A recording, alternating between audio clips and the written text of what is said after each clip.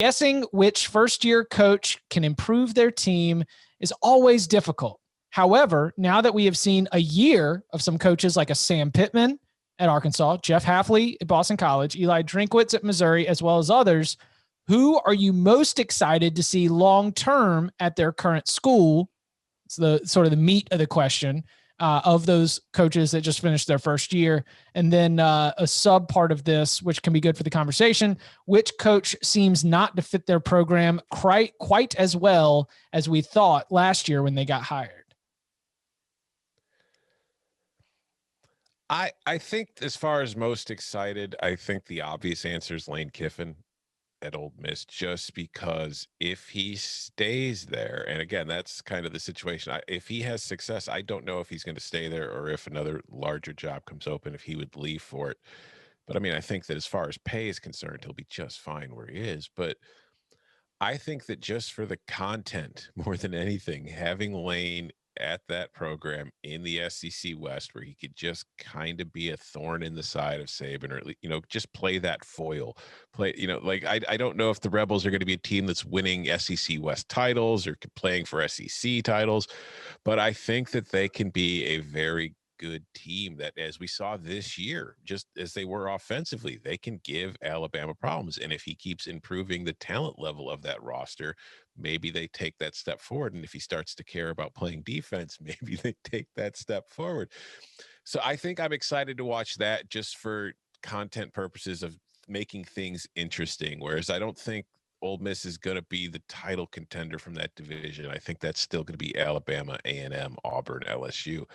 I just think that he's going to have a big role in deciding that every single year. He's going to be like that kind of chaos agent. I like Sam Pittman just personally as a coach, so I'm excited. How long is he going to last? Like, I'm having a hard time being excited about the long-term Sam Pittman future at Arkansas, because it's just so damn hard to win at Arkansas. And this is the same program that I don't disagree with the decision based on the quality of play and what was happening, but I mean, they quick rope on Chad Morris, you know, the Brett Bielema, when we were talking about reviewing the 2018 cycle, kind of seemed like that was a little bit early on him. I'm having trouble being encouraged there. I do think the alpha nerd, I mean, it's tough because he went from like he only did 1 year at App State. Then all of a sudden he goes to Missouri, and we were saying, man, that guy must interview well. That guy must crush it. That guy's going places. Like, he's on the job ladder. But like, I mean, Gary Pinkel did what, 14, 15 seasons at Missouri? Like, yeah, he was there a long time. If Eli Drinkwitz wants to set up shop, life in the SEC East, it's a lot easier to put together 7-5, 8-4 seasons. Maybe if you can flirt with being a dark horse in the division title race every 3 to 4 years, the Missouri football community, I think, would welcome another like coach who just can be really consistent over a long period of time. So I kind of feel like I'm a little bit excited about the potential of Eli Drinkwitz, and I'm more concerned that his own ambitions might be the only thing that would prevent him from being there long term.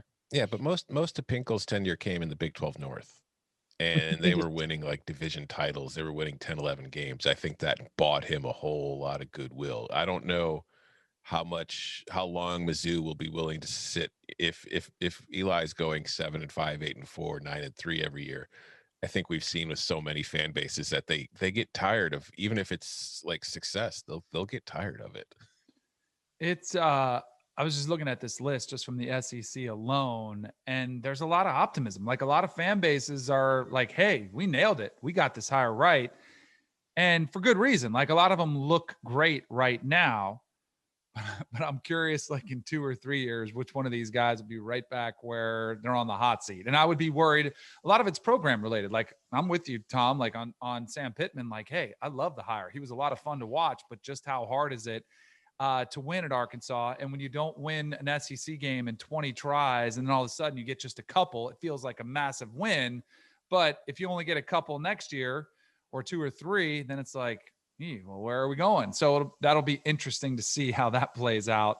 The Lane Kiffin one, I think that one surprised me with how much offensive success they had in year one. I don't know why. I didn't know if they'd be that good, but they had the best performance against Alabama, anybody in the country. If they get just a little bit better on the defensive side of the ball, they're going to be that team that's just going to be a headache, like the chaos that you're talking about. I don't think they're going to win the West, but I could see them, providing a loss to an Auburn and LSU. I think they could give Alabama a scare again where it's just a headache, and they're going to ruin somebody's, SEC West division hope. Somebody's going to be in the race and they're going to knock them out. Like they're going to have some surprising wins where they upset a team that the fan base of the opponent is going to think they're going to win, and Ole Miss is going to win the game. Do you trust Lane Kiffin to still be there, especially as we're coming off of one season at Ole Miss?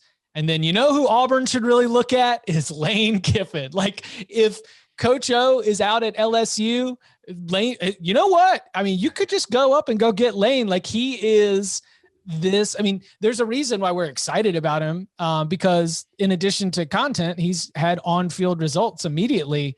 I don't think I trust Lane Kiffin. Like Lane Kiffin in long term, it's just tough for me to put those two phrases together, even at Ole Miss. Well, who I do think is long term and is kind of exciting to me?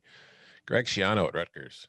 Oh, heck yeah, he is. Mm-hmm. Because I don't think that if he has success there, he's going anywhere. I think that, he's tried that before and it didn't work out for him. So I think that he's going to, I would assume that he's going to, if he has a success there, he's going to live in that success and just finish there. And I think that we saw, it wasn't a great season, it's 3-6, but there was a clear step forward in that program from where it had been in previous seasons. And we already know that he kind of has a solid blueprint for building up that football program.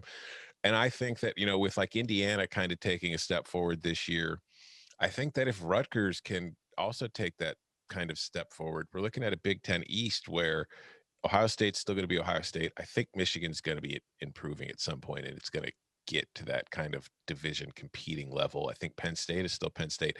We're looking at a Big Ten East that might no longer just be 3 schools and some other guys. Like I feel like that could become a very competitive division within the Big Ten. So that's interesting. And another coach that was brought up in the question, Jeff Haffley at Boston College, although that's a situation where I'm not sure how long he would be there. Great. Like, if he starts winning at Boston College, I feel like some programs are going to come sniffing around. And I do feel like there is probably a ceiling to what you can do at Boston College.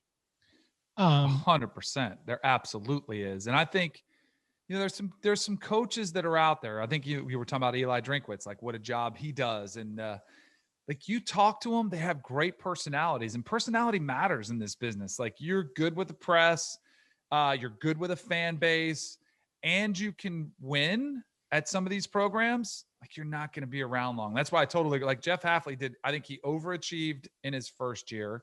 I think if he gets to 8 or 9 wins, he's going to have some interest in whatever job would be there. And having covered a lot of BC football when I lived up there, I was living in Connecticut. And so they'd give me that regional so I could drive to the game. It was great. I loved it. But like you go to a BC game, and normally what I would do the day of the game, wake up, get a coffee, pick up a local newspaper, and kind of like, all right, last minute of prep. Let's see what the local paper's saying. You go there and they have like the front page. If you go to Chapel Hill, it's going to be like UNC football, who has the edge, and they break it down all throughout. You go to Boston, and good luck finding the spread of the game that Boston College is playing in. Like you can't find an article that's written a preview about the game. It's just a region of the country where it's impossible to make inroads in the professional landscape. They don't care about football, and it's a hard place to win. So I think Jeff Haffley would probably bounce from there. I looked at this in an angle too, there were several coaches that they get the COVID pass, right? And I think that's fair. I had Dave Aranda written down at Baylor, who, I was bullish on him coming in, but, didn't work out that well.